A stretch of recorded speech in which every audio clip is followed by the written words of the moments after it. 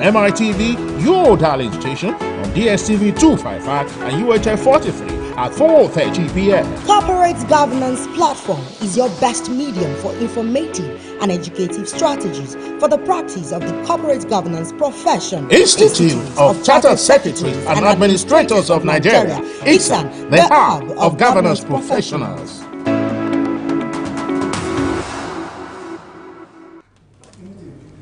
Hello and thanks for joining Corporate Governance Platform, proudly brought to you by the Institute of Chartered Secretaries and Administrators of Nigeria, Icsan, the hub of governance professionals.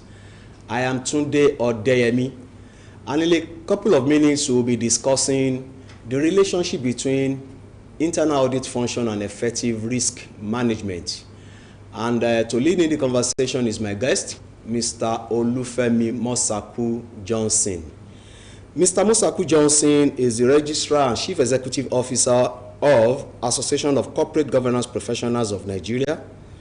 He started his career in insurance as an underwriter and client service specialist at the then Law Union and Rock Insurance PLC for over a decade. In the year 2001, he moved to Lagos State Public Service Staff Development Center as a learning and research consultant. He later became the personnel and counseling psychologist of the center for 8 years. In 2009, he joined the Nigerian Institute of Management as a principal consultant in charge of learning management, and later joined the Institute of Directors, where he worked as the head of training and consulting. Mr. Mosaku Johnson has worked with the business sector, corporate and government clients on leadership development team, strategy, performance, learning management, presentations and design, management, governance and board development, as well as customer service programs. He has won several consulting assignments and projects for his organizations.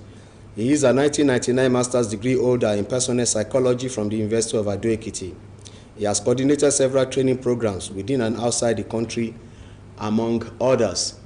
Mr. Mosaku Johnson, good to have you on the Corporate Governance Platform. It's my pleasure to be here this evening. Thank you very much. And thanks for finding time to be with us on the program. Very well. Within the next 25 minutes or thereabouts, we want to discuss the relationship between internal audit function and effective risk management. At this point, I would like to also invite our viewers to be part of the program by either asking questions or make comments on the program. We are discussing relationship between internal audit functions and effective risk management, and you can send your comment via text message to 08. Traditionally, the role of internal audit is to evaluate the account and to present the account to the board. But when you are now looking at it in perspectives of today, especially strategic content and connotations of today, internal audit evaluates companies' internal control. Okay. It also deals with the issue of corporate governance and preparation and presentation of accounts.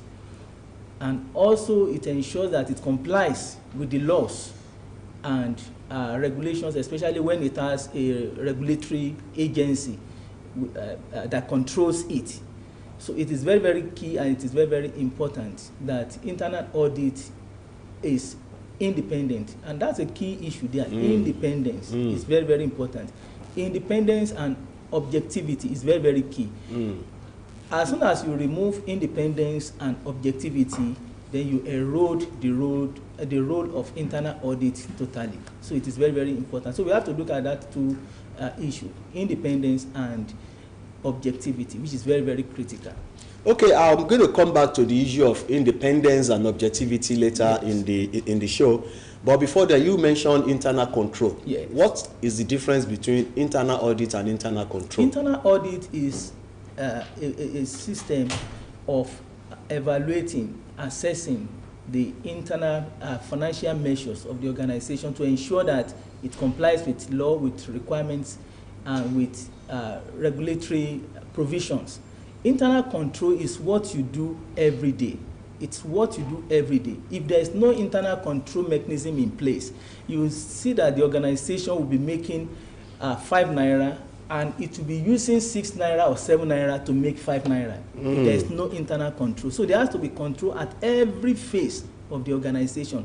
So internal audit is a system, is a structure that is manned by a senior person, by qualified personnel that will not be intimidated, that will not be caged, that will not be harassed into a corner.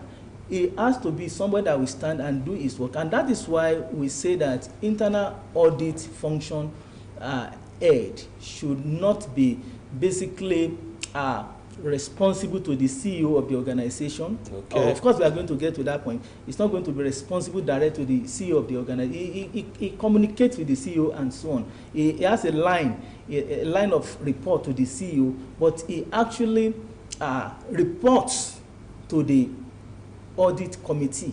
He reports to the audit committee to the extent that even the CEO cannot. The audit committee of the board? Of the board. Okay. The audit committee of the board. But internal control is what happens every day to ensure that fraud is checked, to ensure that excesses are checked, to ensure that people will not take undue advantage of the organization. In fact, it also checks conflict of interest, especially in contract award and some of those vital issues within the organization. So the control issue is something that is done on daily basis, but the internal audit work is something that is instituted in the organization, and they have a reporting line.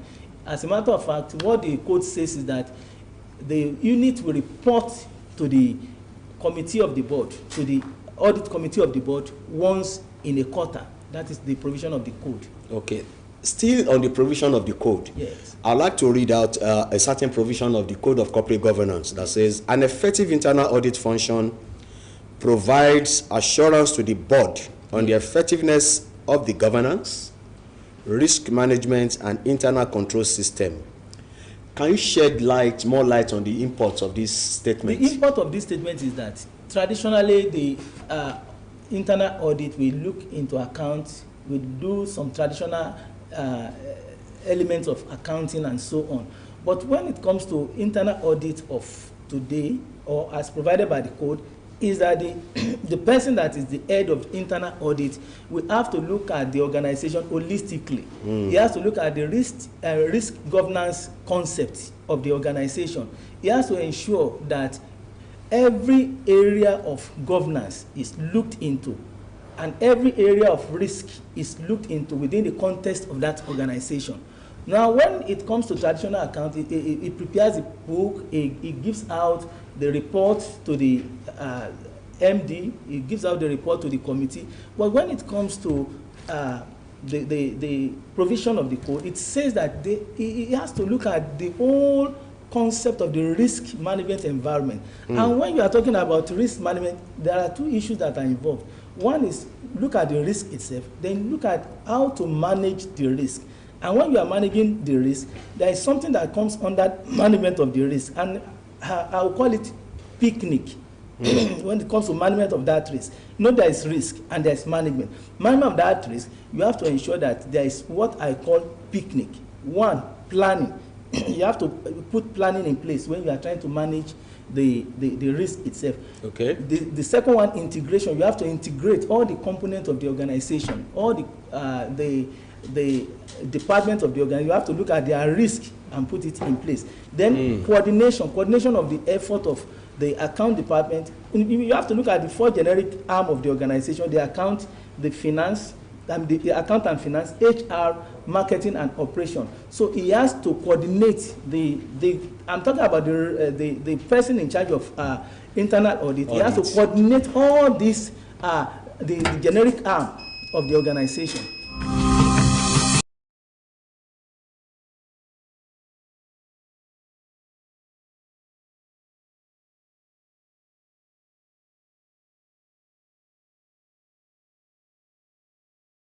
Everyone shared the concept of sustainability with you. What about the need to protect the rights of minority shareholders? What are those ingredients germane to having effective meetings? For these and many more, tune in to Corporate Governance Platform every Thursday on MITV, your darling station, on DSTV 255 and UHF 43 at 4:30 p.m. Corporate Governance Platform is your best medium for informative and educative strategies for the practice of the corporate governance profession. Institute of Chartered Secretaries and Administrators of Nigeria, Icsan, the hub of governance professionals.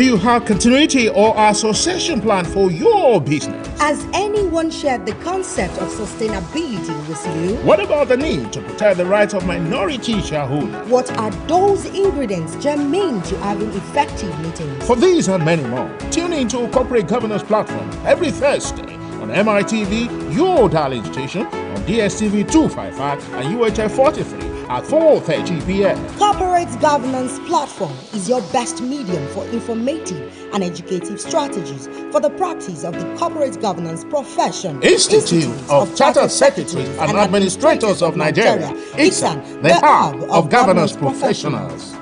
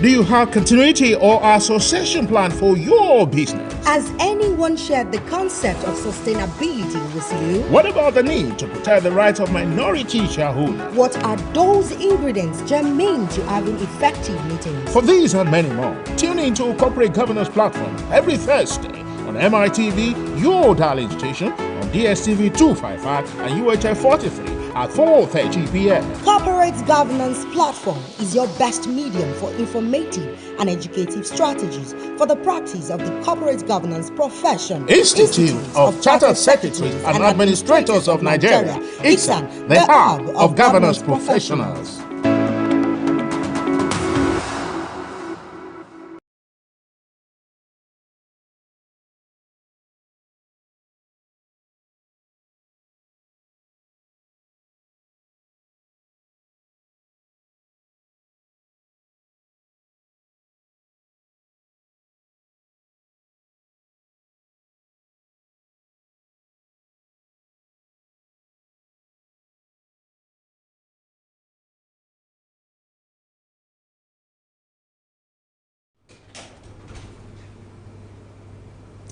Yeah, Mr. Bosaku Johnson, you were talking about the functions of internal audit, yes, and you gave it an acronym, PICNIC. Yes.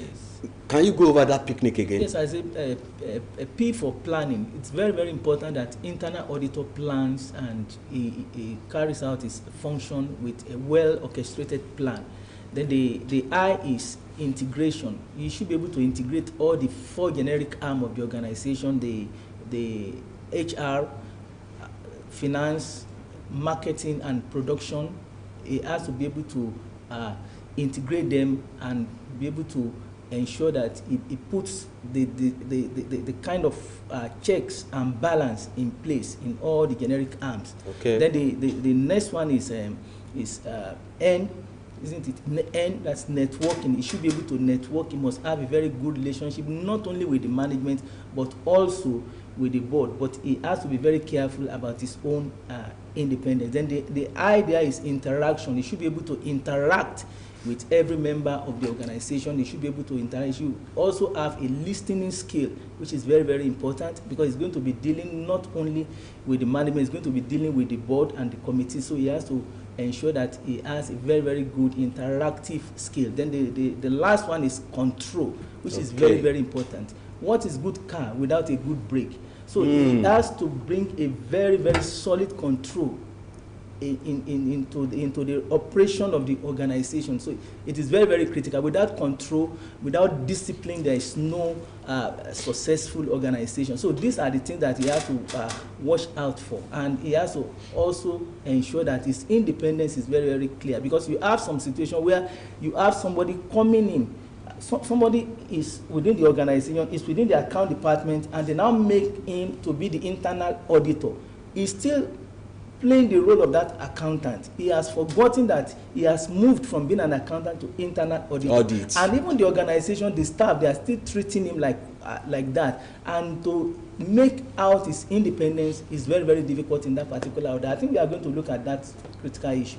Okay, you talked about planning. And I want to take you up on that. Yes. The head of internal audit, yes, is expected or required to develop what is called annual risk-based internal audit plan. Yes, analysis. Now, yes. What is risk-based plan? What are the benefits of the risk-based plan, and why is it preferable over other methods? It is preferable because we are in a risk averse environment. Everywhere is risk-based. So he has to look at it, and he has to also ensure that every aspect of the organization actually is looked into.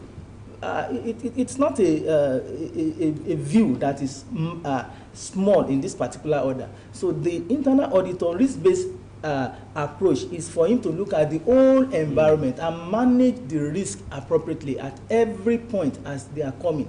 The risk-based is for him to see before they happen. It is for him to prevent. And from the last check, I see that prevention is better than cure. Rather than to be trying to cure the ills within the organization, it's better for him to go first to prevent. Now look at EFCC, for example. I'm just giving this as an example. EFCC is supposed to work more on prevention rather than to be looking for people that are corrupt all over the city, all over the town, and so on. It's the same thing when you have customs standing in Ore, standing in Onitsha, trying to search vehicles and so on. The customs supposed to have prevented that. It should prevent that occurrence. It should ensure that what it needs to do is at the border to ensure that every audit, every step, every check is effected at the border rather than to go to the town to be looking for vehicles and so on. The same way with internal auditor. What he needs to do, risk base is for him to prevent, to ensure that he looks at the organization holistically. So many things that we make for fraud, so many things that we make for anomaly within the organization, he prevents it before they happen. So that is risk-based approach to it, rather than it happening and it now begins to look for solution to it within the context of the organization. Okay, looking at what you said concerning the role of internal audit in an organization, we can conclude that it is pivotal to the success of the organization. Absolutely. Now, why do you think the Nigerian Code of Corporate Governance allows internal audit functions to be outsourced? And the other aspect, or the other leg to that question is, why is it, what are the risks associated to outsourcing it, or what are the benefits associated the best principle, and some of the code, including the code of NICOM, the central bank code, does not give room for outsourcing of internal audit function. It has to be a senior person within the organization who knows the organization, who knows the rudiment of that organization, who have an healthy knowledge of that organization, who will be the internal auditor of the organization. The issue of outsourcing actually is basically, to me, from my own point of view, is anomaly.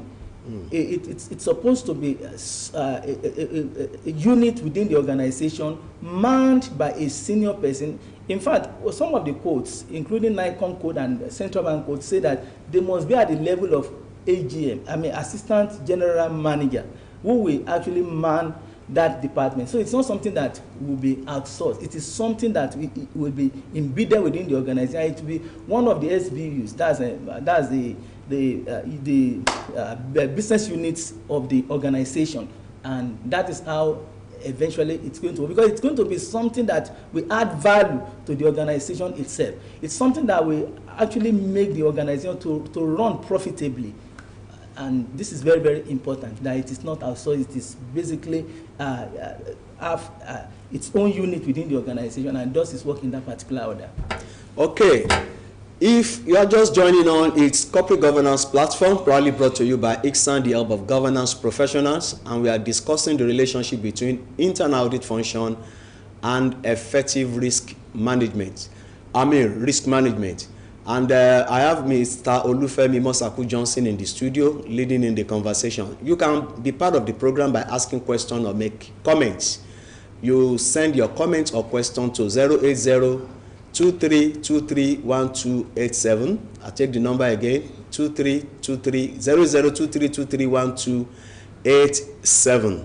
Yeah, Mr. Mosaku Johnson, yes. You prefer the organization to have a department or a unit for internal rather than outsource it. Yes. Now, can one person perform the function of internal audit and be the head of internal auditor and the head of internal control at the same time in an organization? No, you have to you have to separate this role, which is very, very important.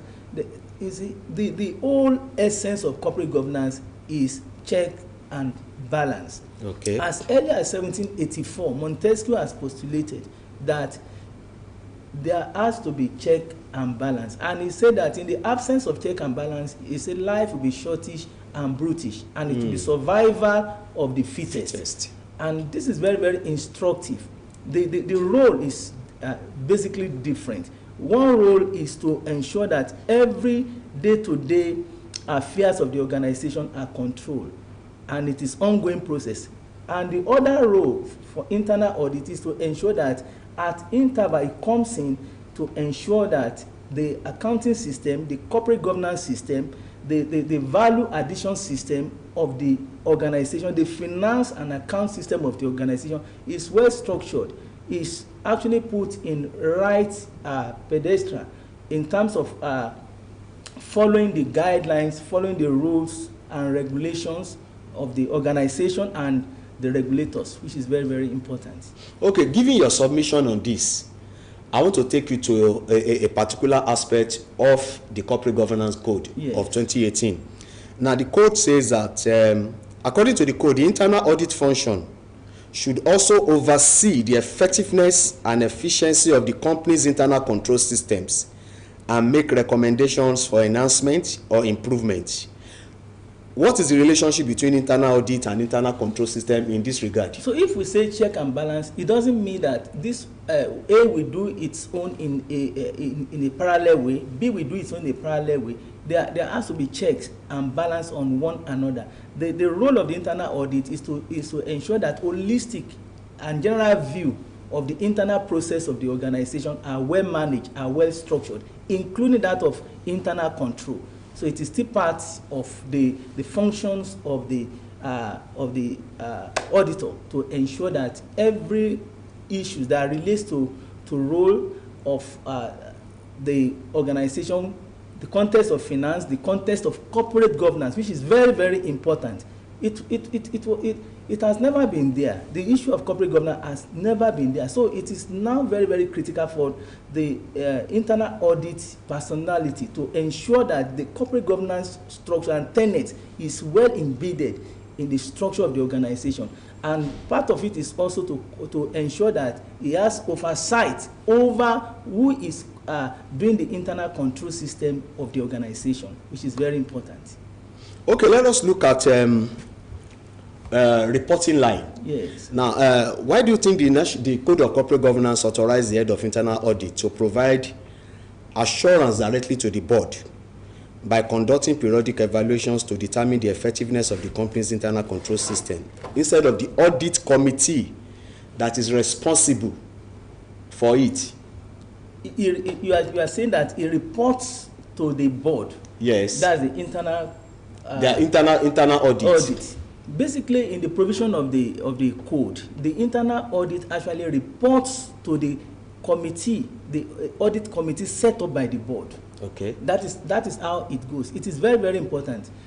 I have said that the internal audit will have a line of correspondence, communication line with the MD of the organization, but it reports to the audit committee of the organization. Now you can see a lot of anomalies, even in the way I'm just bringing this as an example. Now, when you have a country, you have the president of a country, you have accountant general of the country, yes, reporting to the president. That is the anomaly that we are talking about. I want to lay down that the legislative arm of the government is the board of the nation. So okay, yes, a body like accountant general should be reporting to the board of the nation, which is the legislative, not the legislative arm, not the same president that appoints it. And it can further also be laid down concerning the INEC chairman, inspector general of police. These are critical issues that relates to what we are talking about. So the attorney general of the federation itself, the INEC chairman, the inspector general of police, they should not be reporting to the one that actually appoints them in that particular order. So there has to be, if there is going to be check and balance, then it means that they report to other bodies. So the same way with internal audit, he reports to the audit committee, and of course report to the board through the audit committee. That is the provision of the code. He reports to the board through the through the audit committee of the organization, which is very, very important. And why is that important is that there is corporate governance principle embedded in that. You cannot be the judge in your own case, and that is why it is the audit committee that it reports to, rather than reporting to the MD of the organization. So that is how the code specifies it. This issue of reporting is highly sensitive. Very, very. If he reports to the audit committee of the board, yes, who then makes the appointment of the head of internal audit? It is the board. It is the board that appoints the head of internal audit of the organization through the committee of the board. Wonderful. Through the committee, through the audit committee. They are the one. In fact, MD has no power to sack internal auditor. MD has no power to appoint the internal auditor. So he is employed and is relieved of his appointment by the board through the audit committee, and that is the provision, and that is corporate governance, and that is how it is in all the codes. Even before the code was harmonized, that is how it is provided in all the codes. Okay, the code provides that the internal audit should be headed by a senior management member, yes, who is a professional with relevant qualifications, competence, objectivity, and experience. You made reference to a part of this. Now, the question is, why do you think the code insists on these capabilities and competencies? The reason the code insists on this is very, very instructive. You have a consulting role to play. Okay. The internal auditor has a consulting role to play. It's different from the role of any manager. It's a consulting role. It's a disciplined role. It's an independent role. Is a role that should be stuffed with objectivity, which is very, very important. And a lower rank cannot play this role. He will be caged, he will be cowed, he will be intimidated, he will be harassed. In fact, in some cases, he will be embarrassed. And that is why it is good, meet, and right to have a senior person who sits with the management, who has his own conscience. Though in practice it is very, very difficult. In practice it is very, very difficult. We have seen it in practice. I was in a place, part of the people that are in account department, they bring somebody to be in audit. And of course it cannot be independent. Okay. And that is why we say if you want to have internal audit unit, you must advertise for the role.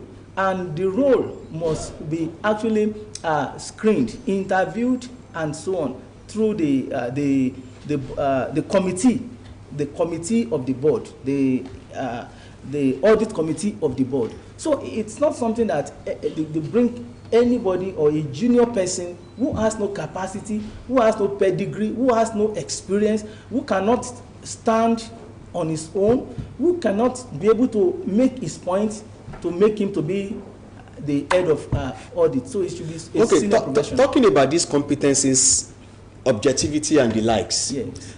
We know in some boards we have the chief financial officer of the company on the board as executive director. Yes. Can the head of audit committee, the head of audit function, can he also rise to become an executive director in an organization?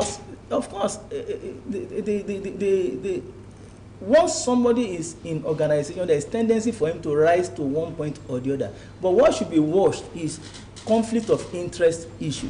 What should be watched is corporate governance provision, so that he rises to that place. What are the things that makes him to get to that particular position, and so on.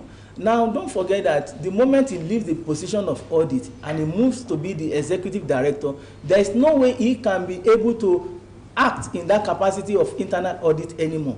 So the most important thing is for the position to be separated, for the internal audit role to actually move in that particular direction, get its own promotion within that space of his unit, rather than to have a situation where he will move to a point where there is conflict of interest. So he has to look into that. Okay, let me ask this question, and it's on Icsan. Yes. Does Icsan organize training for individuals or organizations in order to perfect their internal audit functions? Icsan has, over the years, have done series of training. A lot of training is actually coming up now, apart from the one that has been done in the past. And when you have some of this, the content of this training, you see some of the issues that relates to internal audit and external audit actually forms a pivotal part of it. In fact, recently we had a training like that. We had a training for internal auditors and so on, which is very, very good, and it is very, very commendable. And Icsan has been doing a lot in the area of training, capacity building, learning enterprise. It is very, very critical, and Icsan has been doing so much in that particular regard. Okay, we have a text message here. This is not a question. He said, Yusuf is asking, good day to you, sir, and your guest. Please, is Icsan form out? Icsan form. I would like to advise Yusuf to check Icsan website to get information concerning whether the form is out or not. Your final word on this conversation in less than 1 minute. Yes, my final word is that there should be concrete awareness everywhere with respect to the issue of checks and balance. So why do we bring in internal audit? It is for the purpose of checks and balance. Okay. And every organization owes it to itself to ensure that its accounting system, its governance system is well structured and well articulated. And we advise that every organization should have a separated, independent, consulting internal audit unit and department. It will go a long way to ensure the sustainability, profitability, and success of that particular organization. It is very, very critical. It will add value to the organization. It will save the organization a lot of issues that relates to fraud and fraudulent practices. So it is very, very important. Thank you very much. This is the wrap on the show. I would like to thank Mr. Olufemi Mosaku Johnson, Registrar CEO Association of Corporate Governance Professionals of Nigeria. Thanks for coming on the show and for sharing your thoughts on internal audit function and effective risk management. I would like to invite you to join us on corporate governance next week. Same station, same time. I remain Tunde Odeyemi. Keep spreading the gospel of corporate governance. Bye for now. Do you have continuity or association plan for your business? Has anyone shared the concept of sustainability with you? What about the need to protect the rights of minority shareholders? What are those ingredients germane to having effective meetings? For these and many more, tune into Corporate Governance Platform every Thursday on MITV, your darling station, on DSTV 255 and UHF 43 at 4:30 p.m. Corporate Governance Platform is your best medium for informative and educative strategies for the practice of the corporate governance profession. Institute of Chartered Secretaries and Administrators of Nigeria, Icsan, the hub of governance professionals.